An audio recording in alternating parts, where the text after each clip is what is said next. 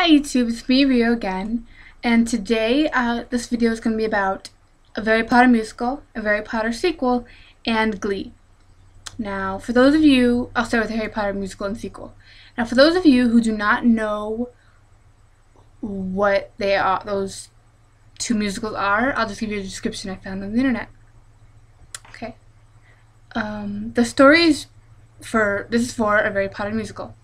The story is a parody based on several of the Harry Potter novels, particularly Harry Potter and the Philosopher's Stone, Harry Potter and the Goblet of Fire, Harry Potter and the Half-Blood Prince, and Harry Potter and the Deathly Hallows by J.K. Rowling, as well as their film counterparts. Now that also applies to its sequel, of course, but with other books. Now, I don't really know how to start with this, but I just want to say, if you're a fan of Harry Potter, I think I recommend this. If you're a fan of the books or you're a fan of the movies, it'll all make sense. As I said before, it's a parody, so I just dropped something, I'm sorry. It's a parody, both are parodies, so it's very funny. The songs are rather good, even if some of them are so ridiculous, like the songs, the dragon song from a Harry Potter musical sung by Darren Criss as Harry Potter, Ginny sung by Darren Criss as Harry Potter, and Cho Chang sung by Darren Criss as Harry Potter. Those are the few that I come off the top of my head. Oh, and another one that I really like is Different as Can Be, sung by Joe Walker as Voldemort, and, sorry, I'm reading off here, and Brian Rosenthal as Quirrell. So, you kind of already guess. Maybe you can't, but it's pretty funny. I have to say, after watching both, I cannot watch the Harry Potter movies or read the books the same way again. I can't look at certain actors the same way again. Particularly, I'm reading off the screen again. Thanks to Lauren Lopez, who plays Draco Malfoy in the Harry Potter musical and the Harry Potter sequel. Joe Moses, who plays Severus Snape in both. Joey Richter, who plays Ron Weasley in both. Brian Rosenthal, who plays Quirrell in the first one, and in the second one, he plays Seamus Finnegan, James Potter, past Ron, and King's Cross person. Sorry. And finally, Joe Walker, who plays Voldemort in the first one, and in the second one, he plays Umbridge. And in both musicals, Joe Walker has an amazing solo song. In the first one, it is, I forget what that one is, but as Umbridge, he sings a song called Stutter, and it's actually, they're all very talented. I have to say, Bonnie, I think her name is, who plays Hermione. Yep, no, wait, sorry, I'm reading. Yeah, who plays Hermione? She has some really good songs, especially Coolest Girl, that's in the sequel. Now, I don't really recommend this to younger kids because there is swearing, but I think the only swear word that's actually censored is the F word. There's a lot of crude humor in it, and it's really funny to see how the musical and the sequel connect, because think of an example. Ron always said in the first one, "You don't tell a girl you like her, it makes her look like an idiot." And it's funny because in the next one, it's explained how he got that, where he and Draco got that from. And I'm not gonna spoil it because I want you to watch it for yourself. Yeah, going into this video, I just had a lot of good things to say about it, but, I remember now. I'm not normally one to complain, from Order of the Phoenix and on, Order of the Phoenix and Half-Blood Prince, I'm not normally, except for those two, I'm not one to complain about the movies or really like down on them, but the musicals, they do a lot better with explaining things. And I'm thinking of a Harry Potter sequel and Order of the Phoenix, mainly the scene with Snape's worst memory. They portray that a lot better in the musical than they do in the movie. And another thing, I don't really mean to bash on the filmmakers, because for the first like 4 or 5 movies, they were flying blind. They didn't know how the series was going to end, what important stuff would need to be put in and taken out. And yeah, they just, I don't know. But I don't blame everything on them, I guess. But and if you want just to maybe just watch that Snape first memory scene, it's during the song Guys Like Potter. And before ever watching it, I thought it was going to be about Harry somehow, but no, it's actually about James. It's I can never pronounce his name right, so I just call him Lucius. But Lucius Malfoy is singing to Snape, like guys like kind of what I'm looking for, bringing all his past memories back about, it's Snape's first memory, of course, about James and Lily, and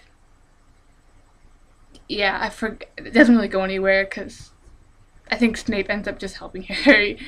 It's a lot more obvious that Snape is on Harry's side in the, well, not in the beginning of the first one, but you know what I mean. No, you don't. Yeah. I want to say that even though it is a parody and Harry is portrayed as a total douchebag, so is Ron, and Hermione is just portrayed how she's supposed to be portrayed, I kind of think. In the end, you get some, and Quirrell and Voldemort have a little bromance. In the end, you kind of get a message out of all of it. I want to compare it to Avenue Q. Like, if you don't know what that is, I'll probably explain it in another video if I make one for that. But, like, yeah, the end, like, it's crazy. There's profanity in it. But in the end, you really get a good message out of it.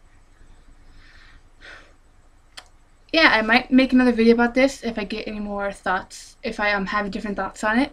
But yeah, now I will be switching over to the Glee part of this video. And the reason I put Glee in this video is because Darren Criss, who plays Harry in both of the musicals, he is in Glee. Oh, my goodness.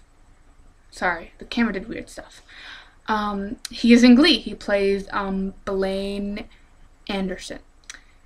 Let me just say this about Glee. I've watched it ever since I think after the finale of the one before the finale episode of American Idol, where the season where Chris Allen won. And I remember staying up till like 10 to watch it. I was like 11 at the time, I think. I don't know.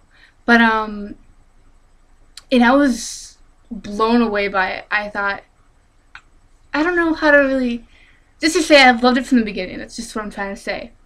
And I love how it's grown and how the actors have grown and just how much it's reached people, like with the subjects that it talks about. That seriously, I've been personally touched by some of the things that happened in Glee. Even though that is a little bit, it's a smidgen bit of a parody because how sometimes ridiculous I think it is. But yeah, of course, that's the show we're supposed to get messages from. And the songs are really great. I love Lea Michele, but I really, her voice is kind of getting on my nerves at this point, and so is her character Rachel. But thank God that she and Finn sorry, spoiler, but thank God she and Finn got back together because I was tired with her whining. But anyways, sorry. These are I wanted to get my thoughts out here before that actually happens. Because I was talking with my friends, and we were talking about what we think is going to happen in Glee, and I said that Sam and Mercedes were going to get together, but they all pushed it away. And then finally, in the season finale, it shows you that Sam and Mercedes finally got together. Now I want to get my thoughts, my predictions out before the new season starts up. Okay, so Kurt and Blaine, I love this couple. This is my favorite couple in the entire show. I think they're adorable. Especially, I love the just the connection between them, and there's like how they got together and stuff. I think it's so cute. God, I'm being such a girl right now. And the prom episode was so nice. The season finale, when they finally said "I love you" to each other, was so sweet. But they're totally gonna break up. I can smell that a mile away. My favorite couple is gonna break up, and I know who Kurt is gonna go to. I don't know how it's gonna happen, but Kurt is definitely gonna end up with Karofsky. I totally think that. And speaking of Karofsky, sorry, I heard some noises. I was so shocked in season 2 when Karofsky kissed Kurt. It was like out of nowhere. Yeah. And my mom thought, because my mom was watching one episode with me, and it was over, and my mom looked at me and she's like, I think that Blaine is leading Kurt on. And for a while I thought that too, that Blaine was just leading Kurt on. But yeah, obviously he's not at this point, because you know their relationship is pretty solid. But besides that, I think they're gonna break up. I don't know what's gonna happen with Quinn, because she went all psycho this past season with her relationship ending with Finn. Oh my gosh, Diana Agron, I think her name is. She's a wonderful actress. She plays such a psycho. But yeah, and I like the haircut that they gave her like mid-episode. It was really cute. I want something to happen between Santana and Brittany, because I really love that couple. I think it's really cute. No, I don't think it's really cute, but I don't know how to say it, but I cried the episode when Santana admitted that she loved Brittany. It was really I cried because like it's really kind of hits home with me. And I got so upset when Brittany turned her down for Artie. I mean, I love Artie. He's one of my favorite guy characters, I think, besides Kurt or Blaine. But I love Artie and everything, but I want him and Tina to get back together too, because that was such a great couple. Like the non-drama couple. But now I think the non-drama couple is not Kurt and Blaine, because they don't have any drama together, but dramatic stuff happens to them. But now it's Tina and Mike. And they're a cute couple as well. I just don't want to offend anyone. I think Mr. Shu and Sue are gonna end up together. Either Mr. Shu and Emma, or either Mr. Shu and Emma, or Mr. Shu and Sue.